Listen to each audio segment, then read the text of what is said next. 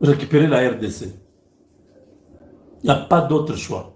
Il y a la guerre, on s'en fout. La guerre, là, on va finir ça. Mais il faut récupérer la RDC. Tous les amis de Trump, Trump c'est un homme d'affaires. Ce n'est pas un politicien. Lui, il dirige les États-Unis avec l'idée des affaires. C'est pourquoi il ne veut pas la guerre. Il dit non, non, on fait l'argent. On termine les guerres, on fait passer des accords de paix dans des pays en ruine, les pays détruits par la guerre. Les entreprises américaines viennent construire ces pays-là. Vous comprenez l'approche de cet homme? Il est très intelligent. Je dis, il est très intelligent. Tous ces gars de la Silicon Valley, donc en Californie, tous les milliardaires pétroliers, tout ça du Texas, et tous les financiers de Chicago et de New York, tous ces gens-là vont être au Congo. Ils vont aller au Congo. C'est des entreprises qui vont construire, comme vous avez Singapour, comme Hong Kong, tous ces grands barons, tous ces grands milliardaires qui ont fait que tous ces pays de l'Asie soient aujourd'hui ce qu'ils sont. C'est eux qui viennent chez nous.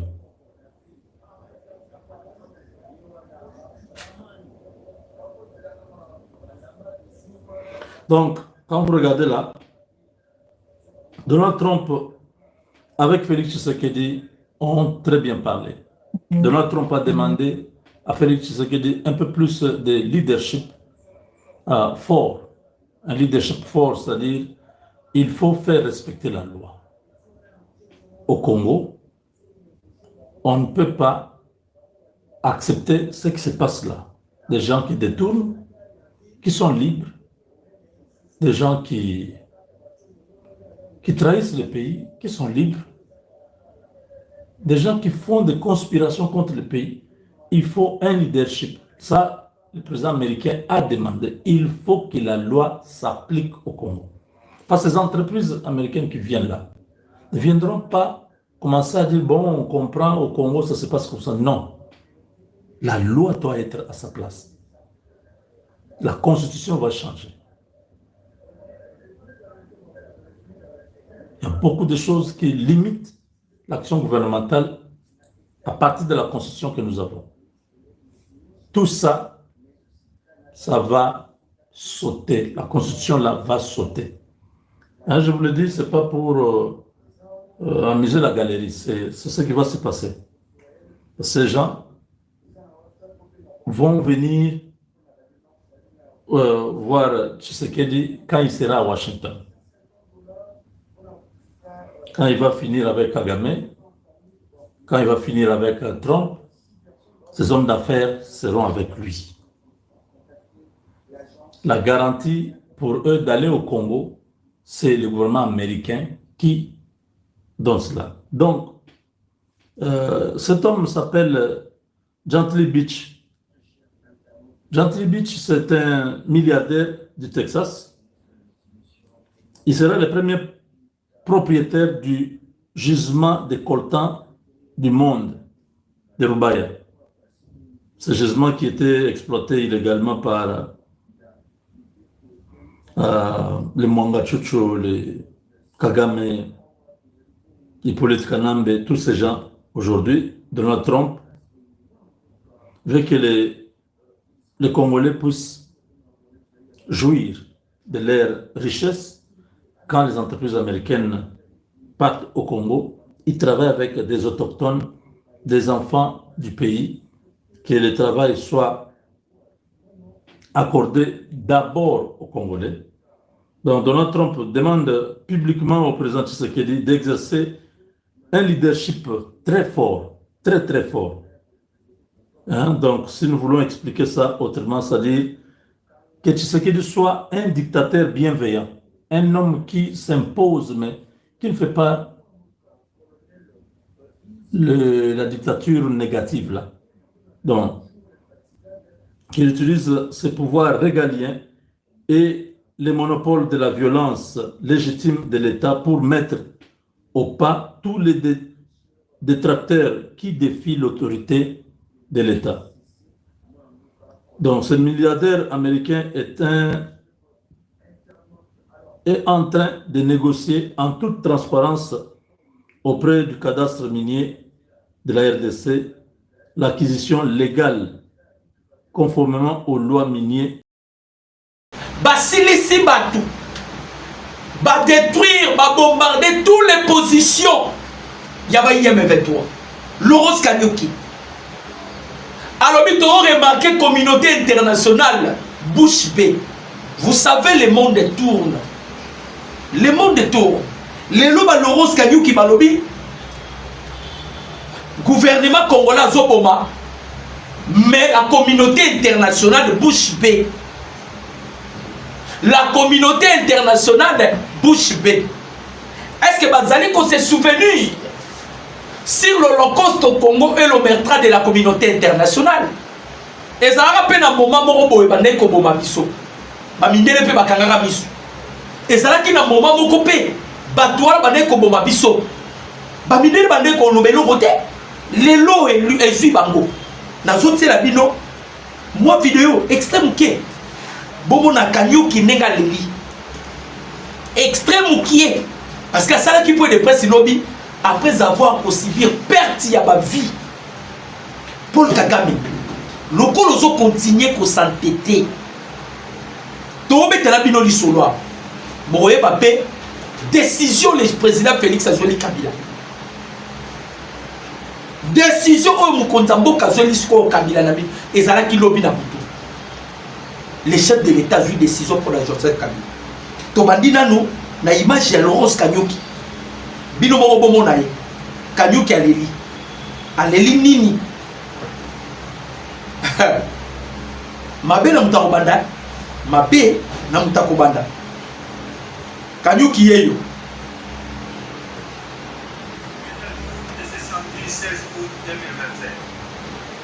À l'attention de la communauté nationale et internationale, ainsi qu'aux organisations de défense du droit de l'homme. Le régime illégitime de Kinshasa. Ces forces coalisées, appuyées par les intérêts,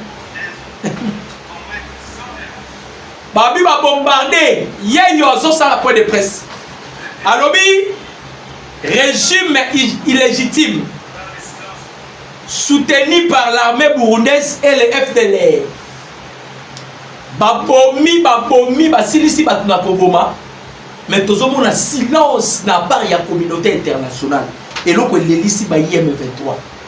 Balobi to on a silence na part ya communauté internationale. Ils oublient déjà que communauté internationale, ils sont tous déjà affaiblis parce que les États-Unis a s'imposé. Les États-Unis a s'imposé. Voilà pourquoi les chefs de l'État aussi a déclenché maintenant. Nalobi na bino, natangela kibino Kagame, natangaki Kabila, et puis natangaki Moïse Katumbi. Nazo bandela koyebisa bino bobo sanate batuana biliaki bango bikoki. Batuana biliaki bango bikoki. Lobby bazui fimbu na niveau beaucoup qu'on imagine. Ce qui bomoni Laurence Kanyuki a commis na niveau. Ya kolobake communauté internationale baza complice. Tant bazo la communauté internationale baza complice, c'est ça par rapport à quoi? Par rapport à carnage et salami. Ils ont été frappés sérieusement par les Ouazalais. On l'a détruit même ma position na bango presque nyoso. Awa tozolo banabino dès ezaka na Rwanda te. Dès et landi pe ba IM23 bisiko wapi bazali. Ya kolela muno kwa boka. Nalobi ya kolela muno kwa boka. Kagame est déjà de l'autre côté abattu. Vous savez que Kagame a commis comme menacer Belgique. Vous savez que Kagame a commis comme menacer Belgique. Tolobaka yango mutu so a commis ko ka déjà solo liwa abanga aliso et l'autre côté. Kagame place aza amiyebi ke ba obomaye. Ndeka amiyebi ke ba obomaye, il n'a pas peur. Boyo kane Kagame azoloba. Kagame lobi boye. Je parle de la Belgique et je vais leur lancer un avertissement. La Belgique a détruit le Rwanda. Boyoka. La Belgique a détruit le Rwanda. Tué le Rwanda. Et cette histoire va au-delà de ces 30 années. Nous les avons prévenus. Il y a longtemps et nous les avons avertis à nouveau. Ils nous ont détruits. Ils nous ont tués. Paul Kagame qui commence à dire que c'est la Belgique qui a détruit le Rwanda. Je vais expliquer par là. Pourquoi Kagame Nelo Zolobake, Belgique a détruit le Rwanda. Ils étaient en bon terme. Bandeko, je vous ai toujours dit, peuple congolais, les États-Unis d'Amérique,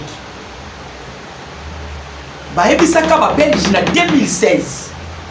Tant que Kabila a dit ça la voiture, pendant que Kabila était au pouvoir, les Américains observaient de loin parce que Kabila Zala qui loco la pion, il y a Belge. Vous voyez bien, lui Michel a vu ça qui dit Kabila Zala espoir, il y a RDC, il y a venir à Congo. Azala qui pion na bango. Loco la Kabila Zala qui pion à Belge. Kabila comme il créé ba atrocité. Kabila comme il côté kaba minéraux, ba iranium, ba coltan, bien soit comme il côté. Ba Belge, les Américains ba bengi ba Belge. Ba ebisi ba Belge, comme vous êtes incapable d'intervenir et pas ya Kabila. Les États-Unis vont récupérer la RDC. Et tant que vous récupérez RDC, nous allons mettre de l'ordre. Et ça n'importe quel pays qui a cotaté et il y a caca et soit minéré. Et ça n'importe quel pays qui a cotaté et il y a un bénéficiaire dans le Kambaba congolais. Cette fois-ci, les États-Unis vont mettre de l'ordre. Là, en 2016, Paul Kagame a eu une divergence avec les Belges. Divergence, ça soit qui est à Nini. Kagame a sali diplomatie à Kepa Belge. A yebisi ba Belge. Que Bosala qui erreur tant Bosala partage à Kato. De 1884 à 1885. Alors Bosala qui erreur tant Bosala partage à Kato. Nabouya Belgique. Et pardon, Nabouya Rwanda et Mabele Nabouya Rwanda et Kota na Congo. Là c'était Paul Kagame. À quel côté ma Belge ma pression. Alors lui Mabele ya Rwanda Nabou et Kota na Congo. C'est alors que le roi belge a épisé Paul Kagame. S'il y a un pays qui peut réclamer la terre, ce n'est pas le Rwanda, c'est plutôt la RDC. La RDC a existé depuis 1880. Pendant que la RDC existait, en 1880, le Rwanda n'existait pas. Il y a des autres années. Parce que, problème de le Rwanda a été colonisé par deux pays. Le Rwanda a été colonisé par la Belgique. Le Rwanda a été colonisé par les Allemands. Rwanda, Bomona. Deux pays qui ont colonisé le Rwanda. Les Belges et les Allemands. Maintenant, tant que chancelier allemand va coûter un roi belge, c'est ce qui s'est passé même avec les États-Unis et la Russie pour l'Alaska. De la même manière, le roi belge avec le chancelier allemand. Chancelier allemand est ici roi belge. Alors il y a un problème, ceux qui ont fait ça espace n'a exploité comme ça dans les c'est là. Vous savez quand même c'est l'histoire. Alors Kagame Mesko a une lokoana sous pression. Ndenge basala calcul na constitution. Ndenge basala calcul na accord de Lemera. Na accord de Lemera, baloba la terre et le sous-sol appartiennent à l'AFDEL. Bakei maintenant na nini na constitution. Boye bien article Zoloba. Ils ont là 217, ils ont là 217. Ce qui RDC a un conflit pour promouvoir l'unité nationale ou promouvoir l'unité africaine, il peut céder 300 km ou il peut céder aussi sa souveraineté. Kagame Skoyo Albanais qu'on a pression pour les locaux par rapport. Parce que la constitution ça l'a fait ça. Babel, je m'a coincé Paul Kagame. Kagame est allé plus loin, il a expulsé tous les diplomates belges. À Bengani Bango. Nega Bengana ki Bango, Kagame oublie que toutes les institutions, il y a l'Union européenne, siège dans en Belgique. Maintenant, le Belge devait maintenant procéder à la diplomatie pour écarter Paul Kagame. Malheur, il y a Kagame. Place à Nibal, il y a Abaneki Bakam. Maintenant, comme il sait ça qu'il est isolé, écarté dans l'histoire, Kagame a commis quoi acquisé Belgique. Mboa suit Mboa. Mboa a suivi Mboa. De la même manière, les États-Unis, ils ont décidé, à l'heure où je vous parle, Paul Kagame est sous la haute surveillance des États-Unis d'Amérique. De la même manière, avec le président Tshisekedi, Boyoka, pour Joseph Kabila. Pour Joseph Kabila. Hey, Bandeko, Makambu et Bandi. Makambu et Bandi. Pour Joseph Balobi Boye. Joseph Kabila, placé sous haute surveillance par Tshisekedi. Réputé pour son silence et sa capacité à s'y prendre de l'opinion publique, l'ancien président de la République démocratique du Congo ferait désormais l'objet d'une surveillance accrue par les autorités congolaises, notamment dans l'espace sous-régional. On a saisi déjà par pays, il y a sous-région. Il y a quelques jours, l'ambassadeur itinérant du chef de l'État, Antoine Gonda Mangalib, a entrepris une tournée discrète auprès des dirigeants de pays voisins de la République démocratique du Congo, de Brazzaville à Luanda, en passant par Libreville. Il a transmis des messages du président Tshisekedi à ses homologues. Selon nos informations, cette démarche viserait à garder un œil attentif sur les déplacements et l'initiative de Joseph Kabila, perçu aujourd'hui comme un adversaire politique du président Tshisekedi. Ambassadeur itinérant, c'est à Tambolaki. Maintenant, bateau Bayambaki Makambo. Moutayambo Sassou, il a trahi déjà. Vous avez vu Joseph Kabila, non? Aouti Kosala 3 jours et pas Sassou Nguesso. Sassou Nguesso a trahi, il a été écarté. On a vu encore certains d'autres pays. Angola, Bamonaki. Ba pays Moussous, il y a Est de Kuna Toboyaki, il y a ba pays, il y a EAC. Toboyaki parce qu'ils sont en contact avec Joseph Kabila. Mais d'autres pays déjà, Kabila est sous surveillance. Pour vous dire, et lorsqu'on a dit Sakabatu, et Bandeli, nous attendons des choses de Joseph Kabila. De la même manière avec Paul Kagame. Kagame écoute l'arrestation pour votre information. Kagame est l'arrestation. Mais pour Joseph Kabila, il y a probabilité, soit on arrête Kabila vivant, soit Kabila va rejoindre le bateau, il n'est pas Boma. Et l'on va tenir ça. Maintenant, Bakanyo qui va soler la peau, lobby to bomi bango. Batula bango misusu bazo mona na te, ba sentir na bango misusu. Entre autres, oyoyo, nani, Willy Ngoma, azo mona na te. Oyo nani Bertrand Bisimwa, azo mona na te. Moi batula bango wana ka ba kiti na bango, bazo mona na te. Pourquoi? Parce que ils ont été sérieusement frappés. Alali Alamuki a sali point de presse. Alors, la communauté internationale, c'est qu'il y a Zobo Mabato. Bozo Tala na misu, Bozo agir. Bozo violer même, cesser le fait. Maintenant, on se pose la question. Na biso na ba IM23, banani ba violer cesser le fait. Bango ba lobi o, baza pour empêcher avancer la biso. Vous allez avancer pour aller où? Vous allez avancer pour aller où? Balobaki na bino bobima, vous ne voulez pas sortir. Bobima, vous ne voulez pas sortir. Maintenant, le séisme est là. Comme le séisme est zawana, boko liama. bokoliama lobi bandeko boyoka. Voilà les 2 milliers où les Rwandais ont tombé comme des animaux dans les champs de bataille. 2 milliers. Oh, Bakoyaki. C'était hier. Hier, c'était à Shinzuka, dans le groupement de Buringa, territoire de Munda. C'est là où le major Inosa Kaikizimana, qui dirigeait cette groupe, a perdu sa vie.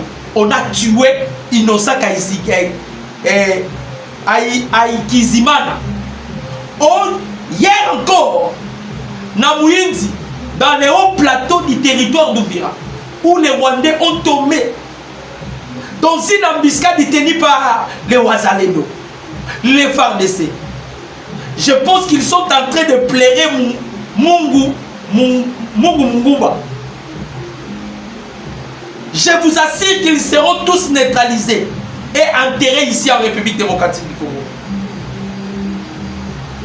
Comme ils sont coopérés, officier supérieur na officier supérieur na bango toye kozwa sikoyo mwana moko nde tokangaki ye vivant mwana moko boye mwana mokie tozwi ye vivant nazopesa bino image pour mwana mwana mo tozwi mwana mo vivant.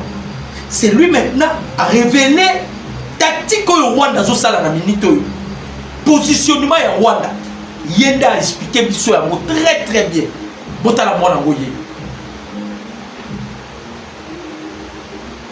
mwana mokie.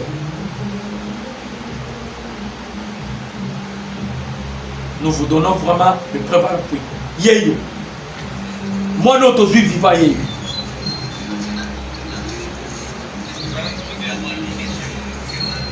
Comment on y est?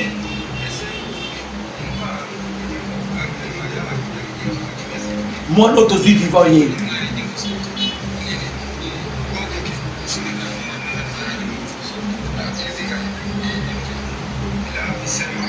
Si le problème est salami, il y a un Wazalendo qui est là.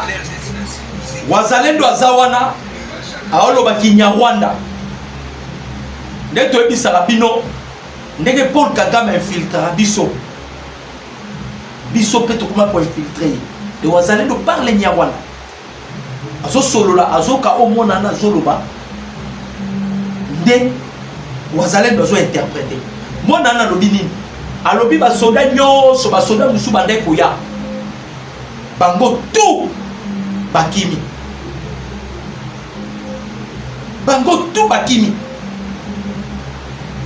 ba soda bande koya ebele misusu bande kotinda ba boy ko pourquoi parce que ba oyo ba kendaki déjà bazo zonga te ba oyo ba kendaki déjà bazo zonga te ba oyo na mususu ba komi sikoyo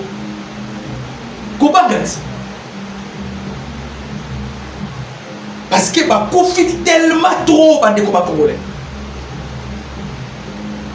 ba confie ya ma sécurité ba confie ya somo tu moni ba Laurence Kanyuki qui ba telemi ba komi ko sala ba point de presse bandeko sala ba passer 2 fois trêve humanitaire. Les Wazalendo, ils ont observé la trêve humanitaire. Mais pendant ce temps, les M23 violaient la trêve humanitaire. On avait observé. Bah violer l'eau sous. Bah y a l'eau sous bah violer. Maintenant à notre tour et comme on soit bango. À notre tour et comme on soit bango. Ah bien, pouvoir illégitime. Laurence Kanyuki, quand vous parlez de pouvoir illégitime, Laurence Kanyuki, pensez-vous que les États-Unis peuvent coopérer avec un régime illégitime? Parce que les États-Unis vont passer approbation à Bango. Dans le but que Tshisekedi a donné l'ordre. Kabila est sous la haute surveillance. Ah, on est sur la sali blague bakangi. Kabila n'est pas s'il ose seulement bakangi. Parce qu'il est maintenant sous la haute surveillance. baplainte eza déjà. Kanyuki alobi régime est illégitime. Le régime que vous prétendez dire que c'est un régime illégitime, c'est le même régime. Oyo bazo c'est la président aux États-Unis d'Amérique. Bazo c'est la haie. C'est même notre bandati ici là. Le chef de l'État va se rendre aux États-Unis d'Amérique. Régime au pouvoir au régime au illégitime. Baza prêt à co-signer les accords. Il y a dit avec les États-Unis d'Amérique. Le même régime au parce que et l'autre ça la bango passi. Ba o kufa mais communauté internationale a dû intervenir. Et l'autre Laurence Kanyuki a lélé. Ba so kufa mais communauté internationale a dû intervenir. Ba leni lokola bana miki. Ba kufi lobi somo. Nyoso na nini loko so kolukaka poko isafizi ya koko isa Uvira aide wazalendo zo témoigner non M23 zo témoigner alobi ba pesa ki biso itinéraire o bakangi oyo. C'est lui qui dévoile aussi qu'il y a encore certaines politiques congolais parce que ba Congo de baboyeki tolo certaines politiciens congolais basés dans les coups. Au moins on a cité. Déjà image c'est lui qui maintenant qui révèle les autorités congolaises où il y a contact avec l'ennemi. Où il va préparer qui va coup. Maintenant ils sont en difficulté pour moi dans le lobby. Bah pesa qui mission bah pesa mission zalakini. Toko takaka tout ça la sonne au pire parce que bazo ciblé Katanga. Et vous allez pourquoi bazo ciblé Katanga? Va préparer qui parce que ma compte c'est que déjà 400 jeunes au moment qui va kanga qui récemment na Kolwezi par contre c'est que déjà 400 jeunes bah ça faut s'attendre que ceux qui bah mon Dieu va se focaliser na axe ya Kamanyola oh déjà tout de suite récupérer bah lancer assaut et qu'on permettre bango ba kota Uvira ba kota Fizi Kalemi directement. Même déco Uvira na Kalemi et abisi que aussi ça bitou. Oui pourquoi na abisi bino? Et ça bisi que aussi ça bitou parce que on risquerait Rwanda Mobibesi là. Na Uvira na Kalemi. On risquerait Rwanda Mobiba et si là. Bazoku façon il se focalise na Uvira na Kalemi mais kuna eza verrou. Disposition sous ça pour là. Laurence Kanyuki Katangi FDLR. Alors dit FRD ça a soutenu par FDLR. Ça soutenu par le Wazalendo, ça soutenu par l'armée burundaise. Ndé bazu ba détruire ba position na biso. Ba bomi biso mais oh ils ont ça la biso passe ezanini communauté internationale a olobate. Laurence Kanyuki qui a la mémoire courte. Nani aye ko ibisa bino bolongwa Bitu Keita. On a collaboré na Bitu Keita. Bitu Keita est possible bino lo bobi mabokende parce que makambo komi mabe. Bo santete bobo ikokende. Bobi mabokende bo santete bobo ikokende. Maintenant. Bande ko ba congolais. Maintenant. Babima baningite, babima bani siko awa nettoyer les bandits. Balobi Uvira ne tombera jamais. Donc il y a Uvira des places Makambo ici là. Selon cet élément de la coalition M23 AFC-RDF qui a été capturé par le